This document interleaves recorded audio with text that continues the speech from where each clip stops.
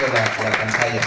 Gracias, Leonardo, gracias, Reyes, y gracias a todos. Es un honor y un privilegio estar en esta tierra, en donde se han librado batallas muy importantes, hay que decirlo, en favor de la democracia. Más que presentar un libro, yo los vengo a invitar a la rebelión de la clase media. Algunos ya son parte de esta rebelión. Y bueno, el tema es leer el libro y aplicarlo. No es un libro de naturaleza académica, no es un análisis político, es un manual para la acción. Les voy a contar brevemente cómo nace la idea, qué contiene el libro y qué ha pasado en el país, en las regiones que hemos presentado este manual, que para mí es una bola de nieve lo que está sucediendo, muy esperanzadora, a pesar de un escenario que bien lo refiere Leonardo, es un escenario complejo. Hay que verlo así, hay una deriva autoritaria compleja, pero que también abre áreas de oportunidad, hay que verlo así. Tras la elección del 21, vimos lo que pasó en el país. Después de un triunfo histórico de López Obrador en el 18, hubo un despertar de una sociedad que se decepcionó, que vio áreas de peligro y que estaba adormecida. Y lo vimos sobre todo en las zonas urbanas. La clase media de las zonas urbanas comenzó a marcar la diferencia en un despertar insuficiente, pero a final de cuentas un despertar importante. Quizá el caso más emblemático es ver cómo cambió el rostro político de la Ciudad de México, que se partió en dos por el despertar de las clases medias mexicanas. Yo voy a tratar de responder en una intervención breve en esta noche dos preguntas. ¿Por qué una rebelión? ¿Por qué se justifica? ¿Y por qué las clases medias? Que es más atinado decirlo así. Lo he platicado el tema ampliamente con académicos que han profundizado en el asunto de la clase media. Tal es el caso de Luis Rubio, Alejandro Moreno, no Alito, que estará pronto por acá, sino el académico del ITAM, que sabe mucho sobre clase media, y me dice, mira, son las clases medias mexicanas. Vamos a tratar de hacer una muy breve radiografía de qué son y por qué estamos combinando a esta rebelión, y lo que ven aquí es el instrumento, pero en todo caso es un concepto, es una mística de lucha por el país, que creo que nos puede unir a muchas personas. Entonces, si me ayudaran ahí pasando un poquito, vamos a ir viendo una pequeña radiografía de lo que es la clase. Miren, ahí, si quieres vamos avanzando un poquito en algunos puntos. Ahí, nos detenemos y ahí te voy comentando. Mil gracias. ¿Qué define esencialmente a la clase media? Implicación y compromiso. A ver, es cierto que hay un indicador de INEGI que habla de nivel de ingresos, que habla de escolaridad, de que la persona en su casa, alguien al menos tenga una tarjeta de crédito. Todo eso es cierto en la escala numérica de INEGI. Pero en fin, ahí hay enfoques distintos. Esencialmente lo que define a la clase media es un tema de actitud, es un tema de emancipación respecto al clientelismo electoral, para decir, mi destino lo labro yo, trabajando, en fin. Entonces es un tema de implicación y compromiso. Vamos adelante. Un trabajo duro y constante, aunque el presidente nos tilde de mediocres, conformistas, aspiracionistas, que sí lo somos, y ahora voy a explicar por qué. Lo cierto está en que trabajamos. A ver, no puede haber generalizaciones, hay quien no trabaja, como en cualquier lugar, pero usualmente estamos trabajando duro por este país, cada quien desde su trinchera. Buscamos crecer y sí somos aspiracionistas, ¿a poco no? Los clasemedieros, me asumo orgullosamente como uno de ellos, queremos para nuestros hijos, yo tengo 7, lo mejor. Sí, esa es la realidad, y son parte de la clase media también, ¿no? Estamos haciendo patria también en este tema, pero lo que quiero decir es, a final de la historia, buscamos que nuestros hijos tengan salud, vayan al mejor colegio posible, y ¿a poco no? Ahí dejamos el alma en esto, y eso es ser aspiracionistas, aunque al presidente no le guste. Vamos con más elementos de esta clase media. Se prepara y aporta conocimiento. A los totalitarismos no les gusta la clase pensante, y la clase media es esencialmente pensante. Veamos qué pasa en la academia, qué pasa en CONACYT, qué pasa en el ámbito universitario, esencialmente conformado por clasemedieros. Claro, no le gusta un régimen totalitario quien piense, quien discrepe, quien aporte valor. No le gusta el régimen, los organismos intermedios, los fideicomisos, no le gusta el INAI, no gusta el INE. Todo eso en realidad es el conglomerado maravilloso de las clases medias mexicanas, así es la realidad. Así que efectivamente aportamos conocimiento. Vamos adelante. A ver, yo no sé, a lo mejor alguien aquí en esta sala tiene la vida resuelta, no es mi caso, máxime con tanto hijo, ¿verdad? Pero lo que quiero decir es, comúnmente la clase media tenemos que estar en lucha, en batalla, consumimos, nos hipotecamos, pedimos crédito, y esa es la batalla de la clase media mexicana, o de las clases medias mexicanas. Así que no tenemos la vida resuelta. Y en suma de esta muy breve radiografía, somos el gran motor, no solamente en México, en el mundo, de los grandes cambios culturales, políticos, económicos.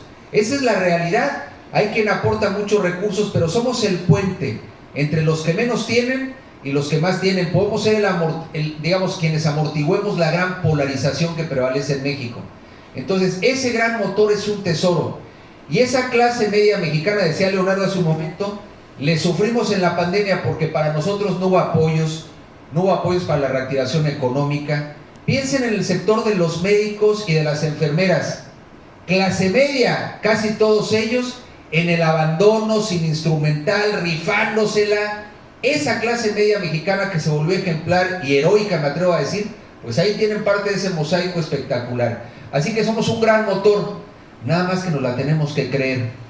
Al final de la historia tenemos que asumir que esa clase media mexicana puede marcar la diferencia, ese emerger de las clases medias mexicanas. Entonces aquí, tras esta radiografía de quien me ha preguntado, y me anticipo esa pregunta, aunque lo pueden volver a preguntar desde luego, aquí podemos discrepar, opinar, dialogar, me han dicho, oye, ¿no es clasista hablar de la clase media?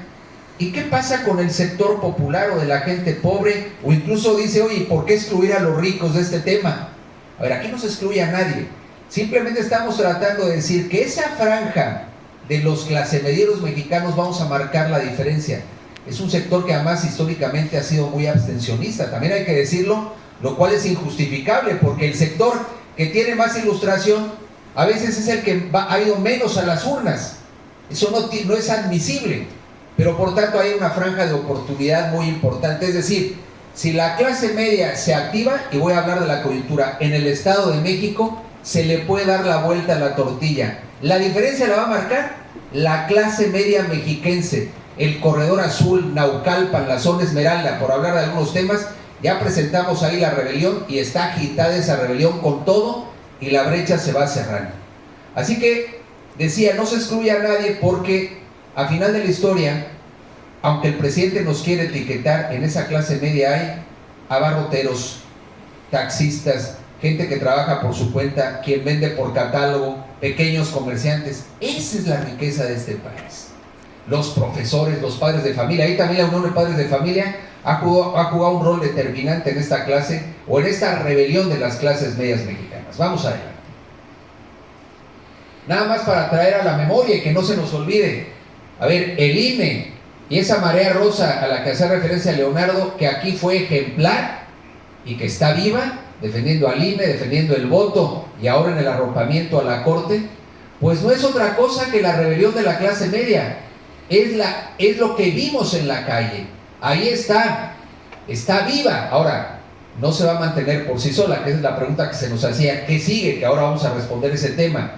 El INE no se toca, es una expresión de las clases medias mexicanas. Vamos adelante. Fíjense, hay cambios legales muy importantes que ha impulsado la clase media, no solamente en el tema del INE. El INAI, otra institución en peligro, en realidad fue una conquista de la clase media mexicana. Yo tuve ocasión, mientras trabajé en el gobierno de Vicente Fox, año 2000 al 2005, en el 2006 ya me había ido yo al doctorado, pero fui parte del grupo Oaxaca, este grupo de académicos que impulsamos lo que entonces era el Instituto Federal de Acceso a la Información Pública. No es una dádiva del gobierno, éramos ciudadanos en activo pugnando por la transparencia en este país, con lo cual es una conquista de la sociedad. Eso es muy relevante, como decía, es un principio de la doctrina social católica que inspira a muchos organismos, pero el hecho de decir tanto gobierno como sea necesario, tanta sociedad como sea posible. Requerimos una sociedad más grande y un gobierno que no quiera meter las narices por todos lados. Esa es una realidad. En fin, vamos adelante. Esto, año 2004, Ciudad de México, la Marcha Blanca. Cuando estaban a tope los secuestros en el país, particularmente en la Ciudad de México, tomamos la calle. Muchas organizaciones, era jefe de gobierno Andrés Manuel López Obrador y nos calificó como pierrurris, fifís, Es decir, estaba apuntando desde entonces a la polarización, pero ahí estaba presente la sociedad, en este caso también pugnando por la seguridad en el país. Hay quien me pregunta, ¿sirve de algo tomar la calle? Absolutamente. Es nuestro derecho irrenunciable y tenemos que salir y volver a salir y alzar la voz y salir en orden, pacíficamente, con nuestras familias, porque eso presiona a la clase política. El político, si hay alguno en esta sala, con todo mi respeto lo digo, el político responde con criterio de votos. Se ejerce presión política desde la calle, con lo cual, claro que funciona, claro que tiene sentido tomar la calle, y ahí vimos una muestra histórica, como lo estamos viendo ahora en la marea rosa. También la clase media ha tenido momentos muy grandes de solidaridad en el país. Por ejemplo, si avanzamos un poquito, cuando los sismos en el año 85, puntualmente en la capital del país, ante un gobierno pasmado, era entonces presidente Miguel de la Madrid, hoy su hijo también aspira a ser presidente de México, como creo que 27 en la oposición. Pero bueno, en fin, lo que quiero decir es, el gobierno del entonces presidente Miguel de la Madrid estaba pasmado, no sabía ni cómo ejercer el poder para esa emergencia, y la sociedad lo rebasó por la izquierda. ¿Saben quiénes? Los universitarios, la Cruz Roja Mexicana y los empresarios mexicanos, dando muestra de garra, de trabajo organizado. ¿Qué distinto hubiera sido la pandemia si en lugar de un gobierno injerencista y totalitario hubiera habido un trabajo coordinado con la sociedad? Nos falta mucho más sociedad implicada y comprometida, pero ahí vimos ejemplos de solidaridad. Y en otros momentos de tragedia, piensen en temas también complicados aquí, yo les aseguro que han sido los colectivos de ciudadanos los que ponen la pauta y el ejemplo para trabajar de manera eficaz, generosa, y esa es la clase media mexicana a final de cuentas. Vamos adelante. Bueno, a ver, ¿qué nos estamos proponiendo? Generar conciencia y ciudadanía activa, no solamente para el 24, ahí no se acaba el mundo, esperemos que no, ni se acaba la política ciudadana. Lo elemental es votar, pero esa es la democracia estrictamente representativa. La democracia participativa presupone el actuar de los ciudadanos en la escena pública todo el tiempo, y más allá del 24, más allá del 30, estar en la agenda con los grandes temas, porque en el fondo es eso. La política es algo tan serio y delicado que no lo podemos dejar en manos de los políticos. ¿Qué nos toca? Claro, de pronto nos da así como cierta repulsión la palabra política. Yo hice la tesis doctoral sobre el descrédito de la política en las sociedades modernas, no les voy a contar la tesis en este momento, pero tratar de entender las razones por las que hay desafección política. Pero el punto está que parte de la desafección es que los ciudadanos no nos implicamos. ¿Y cómo vamos a dignificar la política si no estamos metidos en la política, más allá de los partidos políticos? Entonces esto me parece que es relevante. Ahí simplemente recordar un poquito más adelante, nuestro INE, que hoy nos identifica, es una conquista ciudadana, que hoy está en peligro, y la tenemos que defender, esa institución que tendrá sus áreas de mejora, pero es emblemática y reconocida en todo el mundo. Hay padrón confiable, credencial con fotografía, que por cierto, en buena medida es la generosidad de Baja California, que ahí tuvieron la primera credencial con fotografía que se cedió al país entero, pero es una conquista de la sociedad. Hoy ya no votan los muertos, y a los más chavos, que en realidad eso no lo alcanzan a dimensionar porque no lo vivieron, entonces votaban los muertos, había el ratón loco, la urna embarazada, ¿no? Todo ese tema, no existía el padrón con fotografía, la elección la evaluaba Bartlett de la Secretaría de Gobernación, en fin, era una historia de terror, pero esa historia de terror se puede repetir, entonces hay que cobrar conciencia de lo que hoy estamos viviendo. Bien, aquí dejo un poco ya esta ponderación de las clases medias mexicanas para ir propiamente al manualito. Pero antes, ¿por qué una rebelión? Yo les decía que era una pregunta que quería responder esta noche. Hay quien me dice el término es fuerte, el término es convocante. Yo digo que no tenemos de otra, porque estamos ante una emergencia, ante una deriva autoritaria. Y la rebelión es no es contra una persona, es contra un régimen del populismo autoritario que cancela nuestra libertad como ciudadanos, que nos empobrece más.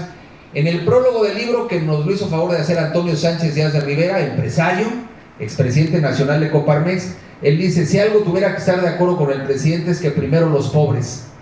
Nada más que ¿qué ha pasado con los pobres? Ese es el tema.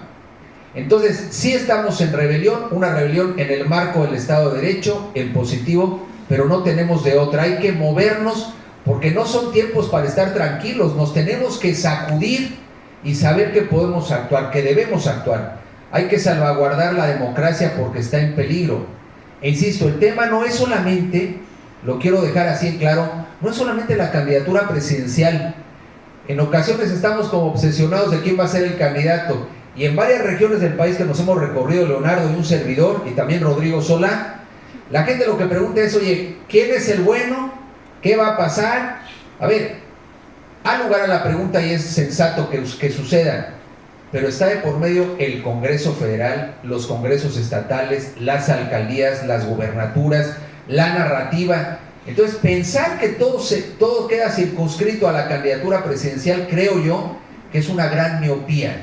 Tenemos que pensar más ampliamente el rol que vamos a jugar en el 2024 y hacia adelante, porque además hay cosas en el país que ya están lesionadas, gravemente, pase lo que pase y gane quien gane. ¿Cómo vamos a reconstruir este país desde la lógica de la sociedad?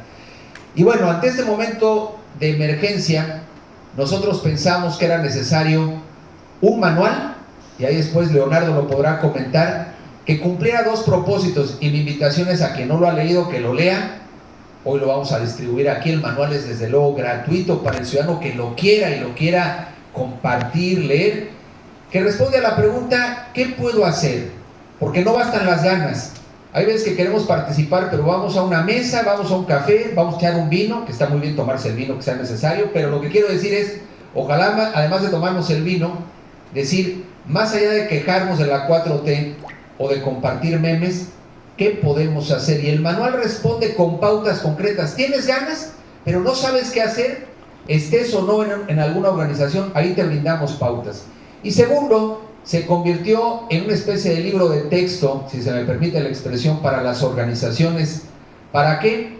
Para que tuvieran un trabajo más organizado, más eficaz, sea cual sea tu actividad. Ahí se brindan en 13 capítulos pautas muy concretas, que ahora les daré algunos ejemplos, para ponernos en movimiento de manera más organizada. Por tanto, sentíamos que era necesario este manual. ¿Para qué? Para, más allá de disertaciones académicas o análisis políticos, ponernos en marcha, pero eficaz y articuladamente. ¿No les ha pasado que en ocasiones estamos en demasiadas mesas, seguimos analizando al país, resulta que no nos coordinamos, estamos dispersos? Todo eso es cierto, y hay que evitar que suceda para que la marea rosa esté articulada.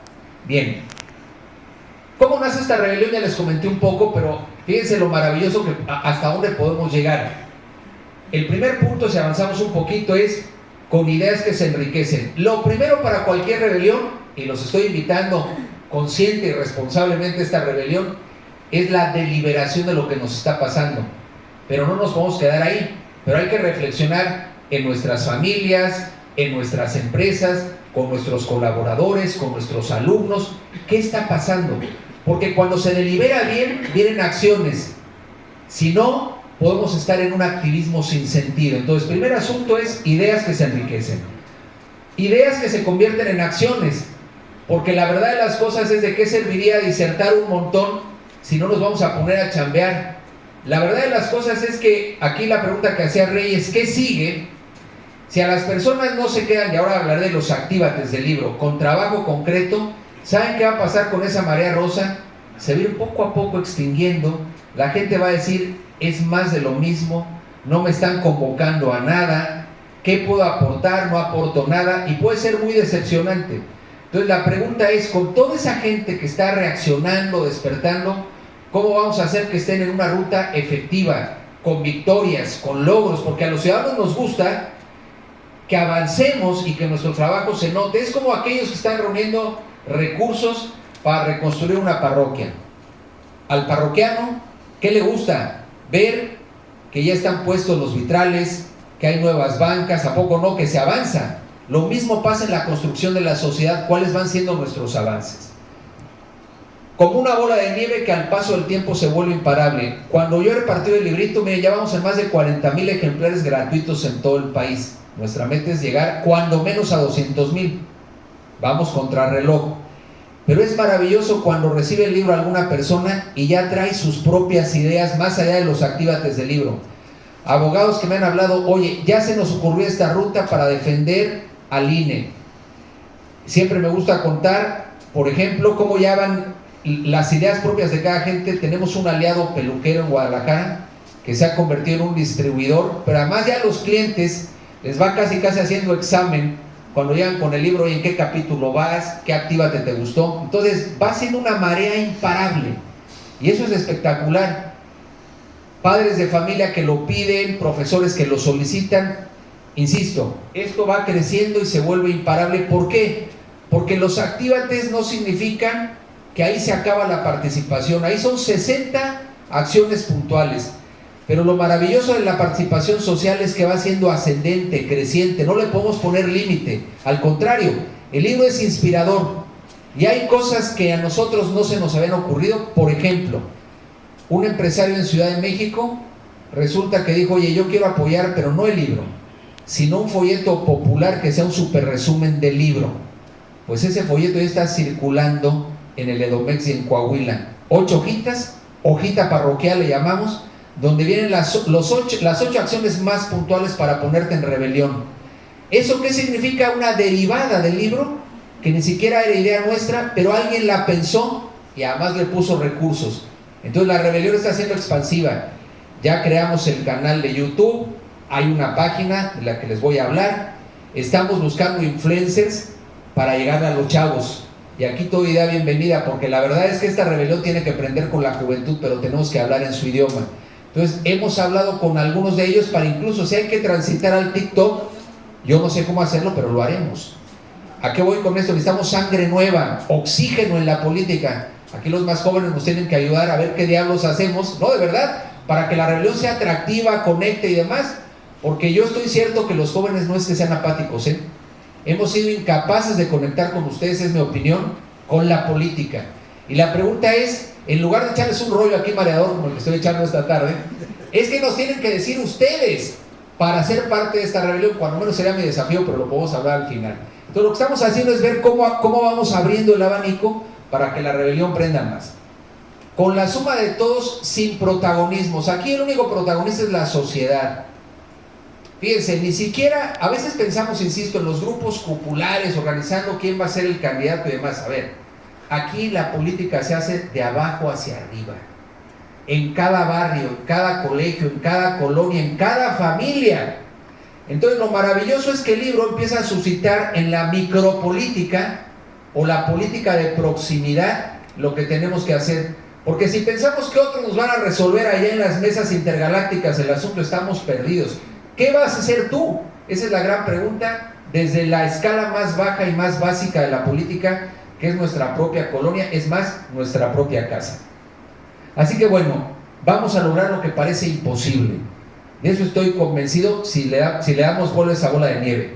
Hablo rápidamente de qué se van a encontrar con el manualito, con el ánimo de que lo lean, lo subrayen, lo vuelvan a leer, inviten a otros a leerlo. Miren, hay ciudades que ni siquiera hemos llegado a presentarlo y nos han mandado fotos donde están personas teniendo desayunos, reuniones en torno al libro. ¿Para qué? Para decirle, ¿qué te gustó más? Y eso aplícalo, un taller, una jornada, una capacitación para observadores electorales, una red de denuncia del fraude electoral, en fin, 1000 posibilidades, una campaña en pro del voto. Se pueden hacer muchas cosas. Entonces, es ponernos en acción, es una herramienta para articular a la sociedad. El primer capítulo se llama La vertebración de la sociedad, que tiene que ver justamente en cómo, a imagen y semejanza de un cuerpo humano, nos articulamos. Imagínense un cuerpo que no tiene columna vertebral, todo gelatinoso, pues no puede caminar. Entonces, para mantener a la sociedad en pie nos tenemos que articular y vertebrar, y ahí vienen varias pautas de la articulación. El libro brinda pautas, pongo algunos ejemplos para explicarme mejor. Después de los 13 capítulos, uno habla de cómo mejorar las narrativas. Hay un capítulo dedicado a las mujeres, las medidas en acción. Hay un capítulo que habla de cómo exigirle al político, porque en ocasiones nos da impotencia el político, pero ahí se van a encontrar pautas para exigirle. ¿Cómo le van a exigir? ¿Cómo van a hacer? ¿Cómo van a llamar su atención? ¿Cómo tenemos que mejorar nuestro activismo digital? porque en ocasiones, insisto, estamos en los memes, pero ¿qué podemos hacer para que el uso de nuestras redes sociales tenga más sentido político, que sea más convocante? ¿Cómo mejorar nuestra narrativa? Porque, a ver, si nos dedicamos a pegarle al presidente, hacemos eco al presidente en esta batalla y no sirve absolutamente para nada. Entonces, ahí hay pautas en positivo, verbalizaciones muy concretas y muy puntuales para que podamos mejorar nuestro activismo. Siempre cuento el ejemplo de una mujer en Ciudad de México. Cayó el libro en sus manos, una señora que nos dijo: ¿sabes qué, Guillermo? Con el libro descubrí mi vocación de activista tardíamente, pero lo descubrí. Esa mujer llevó al Zócalo 65 autobuses, ella sola, 65 autobuses. A ver, entonces no se necesita ser un superhéroe o de otro planeta para hacerlo. Ella se propuso, empezó a echar llamadas, brigadas y demás. Hoy no deja de montar jornadas de la rebelión, manda fotografías, arma talleres de capacitación. Lo que quiero decir el libro, la maravilla que tiene es, la responsabilidad es tuya. Ahí están las pautas. Ahí vas a encontrar, por ejemplo, cómo hacer que tu trabajo sea más atractivo para los medios de comunicación y abramos la puerta de los medios. Ahí te vas a encontrar pautas de cómo denunciar, porque va a haber mucho que denunciar en el proceso electoral. Y hoy cada ciudadano con su teléfono celular puede ser periodista, denunciante, activista. El libro te va a dar algunas pautas muy concretas de cómo hacerlo. En fin, un catálogo muy amplio, muy amplio, le llamamos los actívates. Bien, al final de cada capítulo, por ejemplo, se habla de defender a las instituciones, pero la pregunta es, ¿cómo? ¿Cómo le vamos a hacer? Entonces ahí se organizaron campañas de firmas, se organizaron, digamos, el ir a la corte, que hoy es un deporte de alto riesgo, apersonarse en la corte para defenderla, cuando está ya apostados los emisarios de la 4T, pero hay que ir organizadamente. En fin, ahí estamos brindando muchas pautas muy concretas que han ayudado a mantener viva la esperanza. Desde luego es un libro en positivo. El último capítulo tiene que ver con justamente promover la esperanza. Esto que estamos haciendo hoy nos tiene que convencer de que es posible. Y mi invitación es que seamos emisarios en otros lugares de que la rebelión es posible, de que el cambio político es posible, de que lo tenemos que orquestar los ciudadanos, porque si muere la esperanza, murió todo, No hay actívate que sirva. ¿Por qué? Porque entonces la gente llega a la conclusión de que todo está dicho, de que todos los políticos son iguales y de que la sociedad no pesa. Y sí pesamos, si nos organizamos, si nos articulamos, en fin. ¿El libro en qué deriva? En un sentido práctico. Y aquí un poco la pregunta que hacía Reyes, ¿qué sigue? Mi invitación sería, organicemos jornadas de la rebelión en Yucatán. Jornadas que pueden ser sectoriales, por ejemplo, reunir a maestros para ver qué les duele, qué les ha afectado y ver qué proponen tras leer el libro a esta causa de la rebelión. Reunir al sector médico, reunir a microempresarios que estoy cierto que le han sufrido y han batallado, para que compartan su experiencia, pero también digan de los actívates dónde te conectas. O sea que yo la invitación que ojalá se pongan aquí en rebelión junto con toda esta causa que estamos animando en el país para montar jornadas. Ojalá armemos jornadas de jóvenes, no para decirles qué tienen que hacer, sino para escuchar qué podrían aportar a esta rebelión. Hay 6 millones de primovotantes en el país, en el padrón electoral, es decir, personas que tendrían que votar por primera vez. El tema es cómo los vamos a agitar, lo digo respetuoso y positivamente, para que se entusiasmen, vayan por otros. En el libro decimos cosas tan simples como decir, convence a otros 5 a ir a votar, pero no la víspera, ve trabajando con ellos, ten sus teléfonos, sus nombres, sal a votar temprano, pregúntales si ya votaron. Todo este tema que en ocasiones lo decimos de manera muy rápida, hay que articularlo con tiempo. En fin, entonces los actívates son esos llamamientos a la acción. Vienen 60 actívates que yo invitaría a que los vieran, y como dicen, quédate con el que más te guste o los que más te gusten. No estamos obligados a hacer todo, estamos obligados a hacer lo posible, pero no menos de lo posible. A nadie le es lícito permanecer indiferente. Esa es una realidad. Esa era la frase de Sentencia Brutal en Dante Alighieri, en la Divina Comedia, que decía que el lugar más caliente del infierno está reservado para aquellos que en tiempos de crisis moral permanecen indiferentes o permanecemos indiferentes. Es decir, no podemos actuar con tibieza en un momento de tanta emergencia. Voy ya cerrando, sobre todo para ver si nos dan ocasión de tener aquí un diálogo. Ahí están los ejemplos de los actívates, ¿no? Organizar reuniones, cómo capacitar a nuestros líderes, por ejemplo, cursos que darles, en fin. Se van a encontrar un montón de actívates muy interesantes que para mí han sido el oxígeno puro y duro del libro. Porque no es solamente la reflexión, que de hecho el libro es bastante poca reflexión y más acción, aunque hay un planteamiento, hay un razonamiento político detrás del libro. Insisto, no es un libro contra el presidente, aunque sí sostenemos en un capítulo que el presidente no es invencible si nos organizamos. Esa es la realidad, nos la tenemos que creer. Entonces ahí están los actívates del libro en este llamamiento a la acción. Vamos adelante. Miren, aquí simplemente, digo, si aprovecho siempre el comercial, si se animan a apoyar esta causa, porque el libro lo estamos distribuyendo gratuitamente, incluso en PayPal, ese es un primer actívate muy importante, podrían hacer una aportación a la causa de la rebelión, el que guste. Ahí pueden entrar, el libro lo pueden también descargar en digital, porque nos parecía importante que la versión física y la versión digital, ambas cosas son muy importantes. Por ejemplo, las organizaciones lo quieren en físico para, con base en el libro, hacer los talleres. Perfecto. Pero ahí está también el ciudadano que dice, yo lo quiero tener de manera digital, sobre todo los chavos. Perfecto.